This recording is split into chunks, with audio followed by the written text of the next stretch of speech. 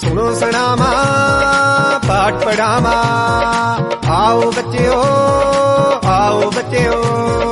सुनो सुनावा पाठ पढ़ावा।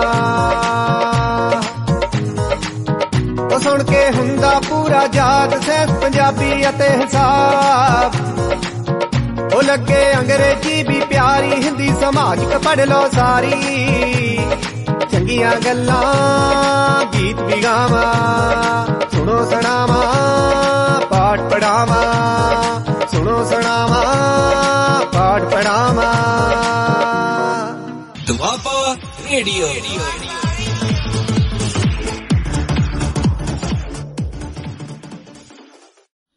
प्यारे विद्यार्थियों, आप सब नूं निर्मल सिंह ਲੈਕਚਰਰ पंजाबी सरकारी सीनियर सैकंडरी स्कूल देनोवाल कलां ਜ਼ਿਲ੍ਹਾ ਹੁਸ਼ਿਆਰਪੁਰ ਵੱਲੋਂ ਪਿਆਰ ਭਰੀ ਸਤਿ ਸ਼੍ਰੀ ਅਕਾਲ। ਦੁਆਬਾ ਰੇਡੀਓ ਦੇ ਸੁਣੋ ਸੁਣਾਵਾਂ ਪਾਠ ਪੜ੍ਹਾਵਾਂ ਪ੍ਰੋਗਰਾਮ ਵਿੱਚ ਆਪ ਸਭ ਦਾ ਨਿੱਘਾ ਸਵਾਗਤ ਹੈ। ਅੱਜ ਮੈਂ ਤੁਹਾਡੇ ਨਾਲ 10/2 ਸ਼੍ਰੇਣੀ ਦੇ 24ਵੀਂ ਪੰਜਾਬੀ ਵਿਸ਼ੇ ਨਾਲ ਸੰਬੰਧਿਤ ਪਾਠਕ੍ਰਮ ਦੇ ਵਿੱਚੋਂ ਅਲੰਕਾਰਾਂ ਦੇ ਬਾਰੇ ਸਾਂਝ ਪਾਉਣ ਦਾ ਯਤਨ ਕਰਾਂਗਾ। ਪਿਆਰੇ ਵਿਦਿਆਰਥੀਓ, ਅਲੰਕਾਰ ਕਵਿਤਾ ਦੇ ਗਹਿਣੇ ਹੁੰਦੇ ਹਨ। ਜਿਸ ਤਰ੍ਹਾਂ ਆਦਮੀ ਆਪਣੇ ਸਰੀਰ ਨੂੰ ਸੋਹਣਾ ਅਤੇ ਪ੍ਰਭਾਵਸ਼ਾਲੀ ਬਣਾਉਣ ਲਈ ਕਈ ਤਰ੍ਹਾਂ ਦੇ ਗਹਿਣੇ ਪਹਿਨਦਾ ਹੈ, ਆਪਣੇ ਆਪ ਨੂੰ ਸਜਾਉਂਦਾ ਹੈ, ਠੀਕ ਉਸੇ ਤਰ੍ਹਾਂ ਕਵੀ ਵੀ ਆਪਣੀਆਂ ਕਵਿਤਾਵਾਂ ਨੂੰ ਵਧੇਰੇ ਸੁਹਜਮਈ ਤੇ ਪ੍ਰਭਾਵਸ਼ਾਲੀ ਬਣਾਉਣ ਲਈ ਕਈ ਤਰ੍ਹਾਂ ਦੀਆਂ ਸਜਾਵਟੀ ਜੁਗਤਾਂ ਵਰਤਦਾ ਹੈ। ਕਵੀ ਤੇ ਸਾਹਿਤਕਾਰ ਦੀਆਂ ਇਹਨਾਂ ਸੁਹਜਾਤਮਕ ਜੁਗਤਾਂ ਨੂੰ ਹੀ ਅਲੰਕਾਰ ਆਖਿਆ ਜਾਂਦਾ ਹੈ। ਅਲੰਕਾਰਾਂ ਦਾ ਸਭ ਤੋਂ ਪਹਿਲਾ ਗ੍ਰੰਥ ਨਾਟ ਸ਼ਾਸਤਰ ਹੈ। ਇਸ ਗ੍ਰੰਥ ਨੂੰ ਲਿਖਣ ਵਾਲੇ ਆਚਾਰੀਆ ਭਰਤ ਮੁਨੀ ਜੀ ਹਨ। ਹੁਣ ਅਸੀਂ ਵੇਖਾਂਗੇ ਕਿ ਅਲੰਕਾਰ ਕਵਿਤਾ ਦੇ ਵਿੱਚ ਭੂਮਿਕਾ ਕੀ ਨਿਭਾਉਂਦੇ ਹਨ। ਪਿਆਰੇ ਵਿਦਿਆਰਥੀਓ, ਅਲੰਕਾਰ ਕਾਵਿ ਦੀ ਸੋਹਜ ਅਤੇ ਸ਼ੋਭਾ ਵਧਾਉਂਦੇ ਹਨ। ਅਲੰਕਾਰ ਕਾਵਿ ਨੂੰ ਚਮਤਕਾਰੀ ਅਤੇ ਪ੍ਰਭਾਵਸ਼ਾਲੀ ਬਣਾਉਂਦੇ ਹਨ। ਅਲੰਕਾਰ ਅਰਥਾਂ ਵਿੱਚ ਸਪਸ਼ਟਤਾ ਪੈਦਾ ਕਰਦੇ ਹਨ। ਅਲੰਕਾਰ ਕਵਿਤਾ ਨੂੰ ਸੁਆਦਲਾ ਬਣਾਉਂਦੇ ਹਨ। ਇਹਨਾਂ ਅਲੰਕਾਰਾਂ ਨੂੰ ਵਿਦਵਾਨਾਂ ਨੇ 3 ਵਰਗਾਂ ਦੇ ਵਿੱਚ ਵੰਡਿਆ ਹੈ। ਸਭ ਤੋਂ ਪਹਿਲਾ ਹੈ ਸ਼ਬਦ ਅਲੰਕਾਰ, ਦੂਸਰਾ ਅਰਥ ਅਲੰਕਾਰ ਅਤੇ ਤੀਸਰਾ ਹੈ ਸ਼ਬਦਾਰਥ ਅਲੰਕਾਰ। ਜਦੋਂ ਕਵੀ ਕਿਸੇ ਕਵਿਤਾ ਦੇ ਵਿੱਚ ਸ਼ਬਦਾਂ ਦੇ ਸਹਾਰੇ ਚਮਤਕਾਰ ਪੈਦਾ ਕਰਨ ਦਾ ਯਤਨ ਕਰਦਾ ਹੈ ਤਾਂ ਉਸ ਨੂੰ ਸ਼ਬਦ ਅਲੰਕਾਰ ਦੀ ਸ਼੍ਰੇਣੀ ਵਿੱਚ ਰੱਖਿਆ ਜਾਂਦਾ ਹੈ। ਜਦੋਂ ਕਵੀ ਕਵਿਤਾ ਦੇ ਵਿੱਚ ਚਮਤਕਾਰ ਅਤੇ ਸੁਹਜ ਪੈਦਾ ਕਰਨ ਦੇ ਵਾਸਤੇ ਅਰਥਾਂ ਦਾ ਸਹਾਰਾ ਲੈਂਦਾ ਹੈ ਤਾਂ ਉਸ ਨੂੰ ਅਰਥ ਅਲੰਕਾਰ ਦੀ ਸ਼੍ਰੇਣੀ ਦੇ ਵਿੱਚ ਰੱਖਿਆ ਜਾਂਦਾ ਹੈ। ਪਰੰਤੂ ਜਦੋਂ ਕਵੀ ਕਿਸੇ ਕਵਿਤਾ ਦੇ ਸੁਹਜ ਤੇ ਸ਼ੋਭਾ ਵਧਾਉਣ ਲਈ ਉਸ ਵਿੱਚ ਚਮਤਕਾਰ ਪੈਦਾ ਕਰਨ ਦੇ ਵਾਸਤੇ ਸ਼ਬਦਾਂ ਅਤੇ ਅਰਥਾਂ ਦੋਵਾਂ ਦਾ ਸਹਾਰਾ ਲੈਂਦਾ ਹੈ ਤਾਂ ਉਸ ਅਲੰਕਾਰ ਨੂੰ ਸ਼ਬਦਾਰਥ ਅਲੰਕਾਰ ਦੀ ਸ਼੍ਰੇਣੀ ਦੇ ਵਿੱਚ ਰੱਖਿਆ ਜਾਂਦਾ ਹੈ। ਪਿਆਰੇ ਵਿਦਿਆਰਥੀਓ, ਹੁਣ ਮੈਂ ਤੁਹਾਨੂੰ ਕੁਝ ਇੱਕ ਮਹੱਤਵਪੂਰਨ ਅਲੰਕਾਰਾਂ ਦੀਆਂ ਪਰਿਭਾਸ਼ਾਵਾਂ, ਲੱਛਣ ਅਤੇ ਉਦਾਹਰਨਾਂ ਦੇ ਕੇ ਸਮਝਾਉਣ ਦਾ ਯਤਨ ਕਰਾਂਗਾ। ਸਭ ਤੋਂ ਪਹਿਲਾਂ ਅਸੀਂ ਗੱਲ ਕਰਾਂਗੇ ਅਨੁਪਰਾਸ ਅਲੰਕਾਰ ਦੀ। ਜਦੋਂ ਕਵਿਤਾ ਵਿੱਚ ਇੱਕੋ ਜਿਹੇ ਸਮਾਨ ਵਰਨਾਂ, ਅੱਖਰਾਂ ਜਾਂ ਸ਼ਬਦਾਂ ਦਾ ਵਾਰ-ਵਾਰ ਦੁਹਰਾਓ ਇਸ ਤਰ੍ਹਾਂ ਹੋਵੇ ਕਿ ਉਸ ਵਿੱਚ ਸੰਗੀਤਕ ਲੈਅ, ਵਜ਼ਨ ਅਤੇ ਤੋਲ ਪੈਦਾ ਹੋਵੇ, ਉਸ ਨੂੰ ਅਨੁਪਰਾਸ ਅਲੰਕਾਰ ਆਖਿਆ ਜਾਂਦਾ ਹੈ। ਪਿਆਰੇ ਵਿਦਿਆਰਥੀਓ, ਅਨੁਪਰਾਸ ਦਾ ਅਰਥ ਹੁੰਦਾ ਹੈ ਵਾਰ-ਵਾਰ ਦੁਹਰਾਓ। ਇਹ ਦੁਹਰਾਓ ਜਾਂ ਵਾਰ-ਵਾਰ ਵਰਤੋਂ ਅੱਖਰਾਂ ਦੀ, ਸ਼ਬਦਾਂ ਦੀ ਜਾਂ ਸ਼ਬਦਾਂਸ਼ਾਂ ਦੀ ਹੋ ਸਕਦੀ ਹੈ, ਪਰ ਸ਼ਰਤ ਇਹ ਹੈ ਕਿ ਇਹ ਦੁਹਰਾਓ ਇੱਕ ਹੀ ਕਾਵਿ ਪੰਕਤੀ ਜਾਂ ਇੱਕ ਹੀ ਕਾਵਿ ਬੰਦ ਦੇ ਵਿੱਚ ਹੋਵੇ। ਹੁਣ ਅਸੀਂ ਅਨੁਪਰਾਸ ਅਲੰਕਾਰ ਦੀ ਉਦਾਹਰਨ ਵੇਖਾਂਗੇ। ਫਿਰ ਰੂਪ ਸਰੂਪ ਅਨੂਪ ਦਿਸੇ, ਫਿਰ ਜ਼ਿੰਦ ਦੀਵਾਨੀ ਝੱਲੀ ਝੱਲੀ, ਫਿਰ ਹੋਸ਼ ਬੇਹੋਸ਼ ਮਦ ਹੋਸ਼ ਹੋਈ, ਫਿਰ ਪੱਤ ਰੁੜੇਂਦੀ ਗਲੀ ਗਲੀ। ਅਨੁਪਰਾਸ ਇੱਕ ਸ਼ਬਦ ਅਲੰਕਾਰ ਹੈ। ਇਸ ਦੇ ਵਿੱਚ ਕਵੀ ਸ਼ਬਦਾਂ ਦੇ ਸਹਾਰੇ ਚਮਤਕਾਰ ਪੈਦਾ ਕਰਨ ਦਾ ਯਤਨ ਕਰਦਾ ਹੈ। ਇਸ ਉਦਾਹਰਨ ਦੇ ਵਿੱਚ ਰੂਪ ਸਰੂਪ ਅਨੂਪ ਦੇ ਵਿੱਚ ਊਪ ਅਤੇ ਹੋਸ਼ ਬੇਹੋਸ਼ ਮਦਹੋਸ਼ ਦੇ ਵਿੱਚ ਹੋਸ਼ ਸ਼ਬਦਾਂਸ਼ ਵਰਤ ਕੇ ਇੱਕ ਸੰਗੀਤਕ ਲੈਅ ਪੈਦਾ ਕੀਤੀ ਗਈ ਹੈ। ਇਸ ਕਰਕੇ ਇਹ ਅਨੁਪਰਾਸ ਅਲੰਕਾਰ ਦੀ ਉਦਾਹਰਨ ਹੈ। ਅਨੁਪਰਾਸ ਅਲੰਕਾਰ ਦੀਆਂ 5 ਕਿਸਮਾਂ ਮੰਨੀਆਂ ਗਈਆਂ ਹਨ: ਛੇਕ ਅਨੁਪਰਾਸ, ਵ੍ਰਿਤੀ ਅਨੁਪਰਾਸ, ਸ਼ਰੁਤੀ ਅਨੁਪਰਾਸ, ਲਾਟ ਅਨੁਪਰਾਸ ਅਤੇ ਅੰਤ ਅਨੁਪਰਾਸ। ਅਨੁਪਰਾਸ ਅਲੰਕਾਰ ਦੇ ਨਾਲ ਸੰਬੰਧਿਤ ਸਾਡੇ ਕਾਵਿ ਸਾਹਿਤ ਦੇ ਵਿੱਚ ਬੇਅੰਤ ਉਦਾਹਰਨਾਂ ਮਿਲਦੀਆਂ ਹਨ, ਜਿਵੇਂ ਕਿ ਜੇਕਰ ਸੰਗ ਰੱਖੀ ਕੀਕਣ ਸੰਗ ਮਿਲਸਾਂ, ਸੰਗ ਬਾਲੜੇ ਸੰਗ ਗੁਆ ਬੇਲੀ, ਜਾਂ ਫਿਰ ਵਲਾਂ ਵਾਲੀਆਂ ਉਸ ਦੀਆਂ ਵਾਲੀਆਂ ਨੇ ਲਿਆ ਲੁੱਟ ਜਹਾਨ ਦੇ ਬਾਲੀਆਂ ਨੂੰ, ਜਾਂ ਫਿਰ ਬਾਗ ਬਾਗ ਹੋਏ ਯਾਰ ਬਾਗ ਜਾ ਕੇ ਰੰਗਾਂ ਰੰਗ ਦੀ ਦੇਖ ਬਹਾਰ ਮੀਆਂ। ਇਹ ਸੀ ਅਨੁਪਰਾਸ ਅਲੰਕਾਰ। ਹੁਣ ਅਸੀਂ ਉਪਮਾ ਅਲੰਕਾਰ ਦੇ ਬਾਰੇ ਗੱਲ ਕਰਾਂਗੇ। ਅਲੰਕਾਰਾਂ ਦੇ ਵਿੱਚੋਂ ਉਪਮਾ ਅਲੰਕਾਰ ਸਭ ਤੋਂ ਵੱਧ ਮਸ਼ਹੂਰ ਅਲੰਕਾਰ ਹੈ।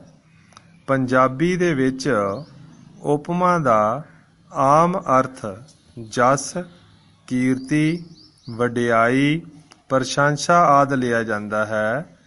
ਪਰੰਤੂ ਜਦੋਂ ਅਸੀਂ ਅਲੰਕਾਰਾਂ ਦੇ ਪ੍ਰਸੰਗ ਵਿੱਚ ਗੱਲ ਕਰਦੇ ਹਾਂ ਤਾਂ ਉਸ ਸਮੇਂ ਉਪਮਾ ਤੋਂ ਇਹ ਆਮ ਅਰਥ ਨਹੀਂ ਲਿਆ ਜਾਂਦਾ, ਸਗੋਂ ਇੱਥੇ ਉਪਮਾ ਇੱਕ ਅਲੰਕਾਰ ਦਾ ਨਾਮ ਹੈ। ਅਸੀਂ ਕਵਿਤਾ ਦੇ ਵਿੱਚ ਵੀ ਅਤੇ ਕਵਿਤਾ ਤੋਂ ਬਾਹਰ ਵੀ ਆਮ ਗੱਲਬਾਤ ਕਰਦੇ ਸਮੇਂ ਉਪਮਾ ਅਲੰਕਾਰ ਵਾਲੇ ਵਾਕ ਅਕਸਰ ਬੋਲਦੇ ਹਾਂ। ਸਾਡੀ ਬੋਲੀ ਦੇ ਵਿੱਚ ਇਹ ਵਾਕ ਤਾਂ ਆਮ ਸੁਣਿਆ ਜਾਂਦਾ ਹੈ, ਉਸ ਦਾ ਮੁਖੜਾ ਚੰਦ ਵਰਗਾ ਸੋਹਣਾ ਹੈ। ਇਹ ਉਪਮਾ ਅਲੰਕਾਰ ਦੀ ਉਦਾਹਰਨ ਹੈ। ਉਪਮਾ ਅਲੰਕਾਰ ਦੇ ਨਾਲ ਸੰਬੰਧਿਤ ਵਾਕ ਹੈ। ਇਸ ਵਾਕ ਦੇ ਵਿੱਚ 4 ਤੱਤ ਹਨ: ਮੁਖੜਾ, ਚੰਦ, ਸੋਹਣਾ, ਵਰਗਾ। ਜਿੱਥੇ ਇਹ 4 ਤੱਤ ਇਕੱਠੇ ਕਿਸੇ ਕਾਵਿ ਟੋਟੇ ਵਿੱਚ ਹੋਣਗੇ ਉੱਥੇ ਉਪਮਾ ਅਲੰਕਾਰ ਹੁੰਦਾ ਹੈ। ਇਹਨਾਂ 4 ਤੱਤਾਂ ਦੇ ਵਿਦਵਾਨਾਂ ਨੇ ਵੱਖ-ਵੱਖ ਨਾਮ ਰੱਖੇ ਹਨ: ਉਪਮੇ, ਉਪਮਾਨ, ਸਾਂਝਾ ਗੁਣ ਅਤੇ ਵਾਚਕ ਸ਼ਬਦ। ਉਪਮੇ ਉਹ ਚੀਜ਼ ਜਿਸ ਦੀ ਉਪਮਾ ਕੀਤੀ ਜਾਵੇ। ਉਪਮਾਨ ਉਹ ਚੀਜ਼ ਜਿਸ ਦੇ ਨਾਲ ਉਪਮਾ ਦਿਖਾਈ ਜਾਵੇ। ਸਾਂਝਾ ਗੁਣ ਉਹ ਗੁਣ ਜੋ ਦੋਹਾਂ ਵਿੱਚ ਇੱਕੋ ਜਿਹਾ ਸਾਂਝਾ ਹੋਵੇ। ਵਾਚਕ ਸ਼ਬਦ ਉਹ ਸ਼ਬਦ ਜੋ ਇਸ ਸਾਂਝ ਜਾਂ ਉਪਮਾ ਜਾਂ ਤੁਲਨਾ ਨੂੰ ਪ੍ਰਗਟ ਕਰੇ। ਉਸ ਦਾ ਮੁਖੜਾ ਚੰਦ ਵਰਗਾ ਸੋਹਣਾ ਹੈ। ਵਾਕ ਦੇ ਵਿੱਚ ਮੁਖੜਾ ਉਪਮੇ ਹੈ, ਚੰਦ ਉਪਮਾਨ, ਸੋਹਣਾ ਸਾਂਝਾ ਗੁਣ ਵਰਗਾ ਵਾਚਕ ਸ਼ਬਦ ਹੈ। ਉਪਮਾ ਅਲੰਕਾਰ ਨੂੰ ਅਸੀਂ ਇਸ ਤਰੀਕੇ ਦੇ ਨਾਲ ਪਰਿਭਾਸ਼ਿਤ ਕਰ ਸਕਦੇ ਹਾਂ, ਜਿੱਥੇ ਉਪਮੇ ਦੀ ਉਪਮਾਨ ਨਾਲ ਸਾਂਝੇ ਗੁਣਾਂ ਦੀ ਸਮਾਨਤਾ ਦੱਸੀ ਜਾਵੇ, ਉੱਥੇ ਉਪਮਾ ਅਲੰਕਾਰ ਹੁੰਦਾ ਹੈ। ਇੱਕ ਵਾਰੀ ਫਿਰ ਸੁਣ ਲਓ। ਜਿੱਥੇ ਉਪਮੇ ਦੀ ਉਪਮਾਨ ਨਾਲ ਸਾਂਝੇ ਗੁਣਾਂ ਦੀ ਸਮਾਨਤਾ ਦੱਸੀ ਜਾਵੇ, ਉੱਥੇ ਉਪਮਾ ਅਲੰਕਾਰ ਹੁੰਦਾ ਹੈ। ਹੁਣ ਅਸੀਂ ਉਪਮਾ ਅਲੰਕਾਰ ਦੀ ਉਦਾਹਰਨ ਵੇਖਾਂਗੇ। ਪ੍ਰੋਫੈਸਰ ਮੋਹਨ ਸਿੰਘ ਦੀ ਲਿਖੀ ਹੋਈ ਇੱਕ ਕਵਿਤਾ ਬਹੁਤ ਮਸ਼ਹੂਰ ਹੈ। ਨੀ ਅੱਜ ਕੋਈ ਆਇਆ ਸਾਡੇ ਵਿਹੜੇ, ਤੱਕਣ ਚੰਨ ਸੂਰਜ ਢੁਕ ਢੁਕ ਨੇੜੇ, ਲੱਸੇ ਨੀ ਉਹਦਾ ਮੱਥਾ ਤਾਰਿਆਂ ਵਾਂਗੂ, ਆਇਆ ਨੀ ਖੋਰੇ ਅੰਬਰ ਘੁੰਮ ਘੁੰਮ ਕਿਹੜੇ। ਇਸ ਕਾਵਿਬੰਧ ਦੀ ਲੱਸੇ ਨੀ ਉਹਦਾ ਮੱਥਾ ਤਾਰਿਆਂ ਵਾਂਗੂ ਤੁਕ ਦੇ ਵਿੱਚ ਉਪਮਾ ਅਲੰਕਾਰ ਦੀ ਵਰਤੋਂ ਹੋਈ ਹੈ। ਇੱਥੇ ਉਪਮਾ ਦੇ 4 ਤੱਤ ਮਿਲਦੇ ਹਨ। ਇਸ ਵਾਕ ਦੇ ਵਿੱਚ ਮੱਥਾ ਉਪਮੇ ਹੈ, ਕਿਉਂਕਿ ਕਵੀ ਮੱਥੇ ਦੀ ਗੱਲ ਕਰਨੀ ਚਾਹੁੰਦਾ ਹੈ, ਮੱਥੇ ਦੀ ਉਪਮਾ ਕਰਨੀ ਚਾਹੁੰਦਾ ਹੈ, ਮੱਥੇ ਦੀ ਵਡਿਆਈ ਕਰਨਾ ਚਾਹੁੰਦਾ ਹੈ। ਇਸ ਵਾਕ ਦੇ ਵਿੱਚ ਤਾਰੇ ਉਪਮਾਨ ਹੈ, ਕਿਉਂਕਿ ਮੱਥੇ ਦੀ ਤੁਲਨਾ ਤਾਰਿਆਂ ਦੇ ਨਾਲ ਕੀਤੀ ਗਈ ਹੈ। ਲਸਣਾ, ਮੱਥਾ ਅਤੇ ਤਾਰੇ ਦੋਵਾਂ ਦਾ ਸਾਂਝਾ ਗੁਣ ਹੈ। ਵਾਂਗੂ ਇਸ ਤੁਕ ਦੇ ਵਿੱਚ ਵਾਚਕ ਸ਼ਬਦ ਹੈ। ਉਪਮਾ ਅਲੰਕਾਰ ਦੀ ਇੱਕ ਉਦਾਹਰਨ ਹੋਰ ਵੇਖੋ। ਚਾਂਦੀ ਵਰਗਾ ਰੰਗ ਹੈ ਗੋਰਾ, ਸੋਨੇ ਵਰਗੇ ਵਾਲ ਸੁਨਹਿਰੀ। ਹੁਣ ਅਸੀਂ ਉਪਮਾ ਅਲੰਕਾਰ ਦੇ ਨਾਲ ਮਿਲਦੇ ਜੁਲਦੇ ਇੱਕ ਹੋਰ ਅਲੰਕਾਰ ਰੂਪਕ ਅਲੰਕਾਰ ਦੇ ਬਾਰੇ ਵਿਚਾਰ ਕਰਾਂਗੇ। ਪਿਆਰੇ ਵਿਦਿਆਰਥੀਓ, ਰੂਪਕ ਅਲੰਕਾਰ ਉਪਮਾ ਅਲੰਕਾਰ ਦੇ ਨਾਲ ਮਿਲਦਾ ਜੁਲਦਾ ਅਲੰਕਾਰ ਹੈ। ਇਸ ਨੂੰ ਉਪਮਾ ਦਾ ਸੰਖੇਪ ਰੂਪ ਵੀ ਆਖਿਆ ਜਾ ਸਕਦਾ ਹੈ। ਜਿਸ ਤਰ੍ਹਾਂ ਅਸੀਂ ਵੇਖਿਆ ਹੈ, ਉਪਮਾ ਅਲੰਕਾਰ ਦੇ ਵਿੱਚ 4 ਤੱਤ ਹਾਜ਼ਰ ਹੁੰਦੇ ਹਨ, ਪਰ ਰੂਪਕ ਅਲੰਕਾਰ ਦੇ ਵਿੱਚ 3 ਤੱਤ ਹਾਜ਼ਰ ਰਹਿੰਦੇ ਹਨ। ਵਾਚਕ ਸ਼ਬਦ ਵਾਲਾ ਤੱਤ ਅਲੋਪ ਰਹਿੰਦਾ ਹੈ। ਰੂਪਕ ਅਲੰਕਾਰ ਦੇ ਵਿੱਚ 2 ਚੀਜ਼ਾਂ ਦੀ ਤੁਲਨਾ ਕਰਕੇ ਦੋਹਾਂ ਵਿੱਚ ਇੱਕ ਸਾਂਝਾ ਗੁਣ ਇਸ ਤਰੀਕੇ ਦੇ ਨਾਲ ਦੱਸਿਆ ਜਾਂਦਾ ਹੈ ਕਿ ਉਹਨਾਂ ਦੋਵਾਂ ਚੀਜ਼ਾਂ ਦੇ ਵਿੱਚ ਫਰਕ ਮਿਟ ਜਾਂਦਾ ਹੈ। ਦੋਵਾਂ ਦੇ ਵਿੱਚ ਇੱਕ ਮਿਕਤਾ ਅਤੇ ਇੱਕ ਰੂਪਤਾ ਪੈਦਾ ਹੋ ਜਾਂਦੀ ਹੈ। ਰੂਪਕ ਅਲੰਕਾਰ ਨੂੰ ਅਸੀਂ ਇਸ ਤਰੀਕੇ ਦੇ ਨਾਲ ਪਰਿਭਾਸ਼ਿਤ ਕਰ ਸਕਦੇ ਹਾਂ, ਜਿੱਥੇ ਉਪਮੇ ਅਤੇ ਉਪਮਾਨ ਵਿੱਚ ਇੱਕ ਰੂਪਤਾ ਅਤੇ ਅਭੇਦਤਾ ਵਰਣਨ ਕੀਤੀ ਜਾਂਦੀ ਹੈ, ਉੱਥੇ ਰੂਪਕ ਅਲੰਕਾਰ ਹੁੰਦਾ ਹੈ। ਪਰਿਭਾਸ਼ਾ ਇੱਕ ਵਾਰੀ ਫਿਰ ਸੁਣ ਲਓ। ਜਿੱਥੇ ਉਪਮੇ ਅਤੇ ਉਪਮਾਨ ਵਿੱਚ ਇੱਕ ਰੂਪਤਾ ਅਤੇ ਅਭੇਦਤਾ ਦਾ ਵਰਣਨ ਕੀਤਾ ਜਾਂਦਾ ਹੈ, ਉੱਥੇ ਰੂਪਕ ਅਲੰਕਾਰ ਹੁੰਦਾ ਹੈ। ਕਵਿਤਾ ਦੇ ਵਿੱਚ ਜਿਸ ਵਸਤੂ ਦਾ ਵਰਣਨ ਕੀਤਾ ਜਾ ਰਿਹਾ ਹੁੰਦਾ ਹੈ, ਉਸ ਨੂੰ ਉਪਮੇ ਆਖਿਆ ਜਾਂਦਾ ਹੈ। ਜਿਸ ਵਸਤੂ ਦੇ ਨਾਲ ਉਸ ਦੀ ਤੁਲਨਾ ਕੀਤੀ ਜਾਂਦੀ ਹੈ, ਉਸ ਨੂੰ ਮੇਚਿਆ ਜਾਂਦਾ ਹੈ, ਉਸ ਨੂੰ ਉਪਮਾਨ ਆਖਿਆ ਜਾਂਦਾ ਹੈ। ਇਸ ਤਰ੍ਹਾਂ 2 ਵਸਤੂਆਂ ਨੂੰ ਕਵੀ ਇਸ ਤਰ੍ਹਾਂ ਅਭੇਦ ਅਤੇ ਇੱਕ ਰੂਪ ਕਰ ਦਿੰਦਾ ਹੈ ਕਿ ਉਹਨਾਂ ਦੋਵਾਂ ਦੇ ਵਿੱਚ ਕੋਈ ਵੱਖਰਤਾ ਨਹੀਂ ਰਹਿੰਦੀ। ਬਸ ਇਹੋ ਹੀ ਰੂਪਕ ਅਲੰਕਾਰ ਹੈ। ਹੁਣ ਅਸੀਂ ਰੂਪਕ ਅਲੰਕਾਰ ਦੀ ਉਦਾਹਰਨ ਵੇਖਦੇ ਹਾਂ। ਬਿਰਹੋਂ ਦਾ ਇੱਕ ਖਰਲ ਬਲੌਰੀ, ਜ਼ਿੰਦੜੀ ਦਾ ਅਸਾਂ ਸੁਰਮਾ ਪੀਠਾ, ਰੋਜ਼ ਰਾਤ ਨੂੰ ਅੰਬਰ ਆ ਕੇ ਮੰਗਦਾ ਇੱਕ ਸਲਾਈ ਵੇ। ਇਸ ਕਾਵ ਬੰਦ ਦੇ ਵਿੱਚ ਬਿਰਹੋਂ ਅਤੇ ਖਰਲ ਵਿੱਚ ਅਤੇ ਜ਼ਿੰਦੜੀ ਤੇ ਸੁਰਮੇ ਦੇ ਵਿੱਚ ਕੋਈ ਵੱਖਰਤਾ ਨਹੀਂ ਰਹਿਣ ਦਿੱਤੀ ਗਈ, ਸਗੋਂ ਇੱਕ ਰੂਪਤਾ ਅਤੇ ਅਭੇਦਤਾ ਸਥਾਪਿਤ ਕੀਤੀ ਗਈ ਹੈ। ਅਸੀਂ ਵੇਖਦੇ ਹਾਂ ਕਿ ਖਰਲ ਰਗੜਨ ਦਾ ਸਾਧਨ ਹੈ, ਠੀਕ ਉਸੇ ਤਰ੍ਹਾਂ ਬਿਰਹੋਂ ਜਾਂ ਵਿਛੋੜਾ ਵੀ ਵਿਅਕਤੀ ਨੂੰ ਪੀ ਕੇ ਰੱਖ ਦਿੰਦਾ ਹੈ, ਕਾਨੇ ਦੀ ਤਰ੍ਹਾਂ ਸੁਕਾ ਦਿੰਦਾ ਹੈ, ਤਵੇ ਦੀ ਤਰ੍ਹਾਂ ਵਿਅਕਤੀ ਦਾ ਰੰਗ ਕਾਲਾ ਕਰ ਦਿੰਦਾ ਹੈ। ਦੋਵੇਂ ਇੱਕੋ ਜਿਹਾ ਹੀ ਕੰਮ ਕਰਦੇ ਹਨ। ਬਿਰਹੋਂ ਤੇ ਖਰਲ ਵਿੱਚ ਅਤੇ ਜ਼ਿੰਦੜੀ ਤੇ ਸੁਰਮੇ ਵਿੱਚ ਕਵੀ ਨੇ ਕੋਈ ਵੱਖਰਤਾ ਨਹੀਂ ਰਹਿਣ ਦਿੱਤੀ। ਦੋਵਾਂ ਦੇ ਵਿੱਚ ਇੱਕ ਰੂਪਤਾ ਅਤੇ ਅਭੇਦਤਾ ਹੈ, ਇਸ ਲਈ ਬਿਰਹੋਂ ਨੂੰ ਖਰਲ ਬਣਾ ਦਿੱਤਾ ਹੈ ਅਤੇ ਇਸੇ ਤਰ੍ਹਾਂ ਜ਼ਿੰਦੜੀ ਨੂੰ ਸੁਰਮਾ ਬਣਾ ਦਿੱਤਾ ਹੈ।